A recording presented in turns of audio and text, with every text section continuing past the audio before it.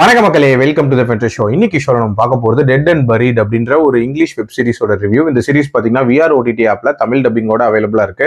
மொத்தமாக 4 எபிசோட்ஸ் தான். ஒரு எபிசோடுமே ஆவரேஜா ஒரு 45 to 50 மினிட்ஸ் டியூரேஷன். ஒரு சின்ன சைஸ் சீரிஸ் அப்படின்னே சொல்லுவேன்.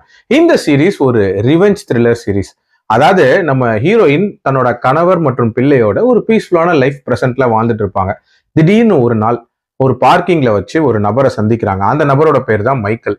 அந்த நபரை பார்த்ததுல இருந்தே இவங்களுக்கு பயங்கரமான ஒரு டென்ஷன் அப்படின்னே சொல்லலாம். அதுக்கு காரணம் 20 வருஷங்களுக்கு முன்னாடி தன்னோட பிரதரை அவர் தான் கொலை பண்ணிருப்பாரு. அதுக்காக தண்டனை அனுபவிச்சுட்டு இருப்பாரு. அதுல இருந்து வெளியே ஒரு ஹாப்பியான லைஃப் வாழ்ந்துட்டு இருக்காரு அப்படின்றது இவங்களுக்கு தெரியும் போது ஒரு விதமான கோபம் வருது அப்படின்னே சொல்லலாம். இன்ஃபேக்ட் நம்ம ஹீரோயினுக்கு ஒரு விதமான ஆங்ஸைட்டி இஷ்யூ இருக்கு அப்படின்ற மாதிரிலாம் கூட காட்டியிருப்பாங்க. அதுக்கு டேப்லெட் எடுக்கிற மாதிரியான காட்சிகளுமே இருக்கும்.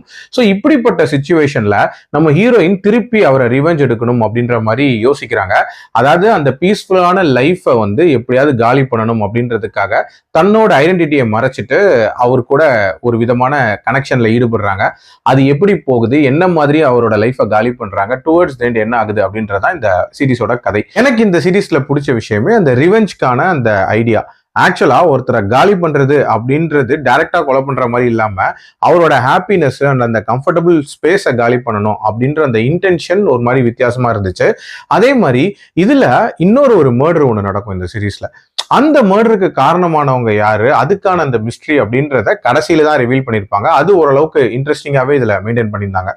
அதே மாதிரி டெட் அண்ட் பரீட் அப்படின்ற அந்த டைட்டிலுக்கு ஏற்ற மாதிரியே அந்த கிளைமேக்ஸ் அப்படின்றது ஒரு மாதிரி வித்தியாசமான ஒரு கிளைமேக்ஸா அமைச்சிருந்தாங்க அப்படின்னே சொல்லலாம். ஓவரால் ஒரு 4 எபிசோட்குள்ள கிறிஸ்பா முடியக்கூடிய ஒரு சீரிஸ் தான். பட் எனக்கு என்னன்னா இந்த சீரீஸ்ல நம்ம ஹீரோயினோட அந்த ஐடியா அப்படின்றதெல்லாம் ஓகே, அதை இம்ப்ளிமெண்ட் பண்ண விதம், அதாவது நம்ம மைக்கேலோட லைஃப்ல இவங்க ஏற்படுத்தக்கூடிய அந்த பிரச்சனைகள் அப்படின்றதெல்லாம் இன்னும் கொஞ்சம் இன்ட்ரெஸ்டிங்காகவும் இன்னும் கொஞ்சம் ஆர்கானிக்காகவும் இருந்திருக்கலாம் அப்படின்னு தான் தோணுச்சு.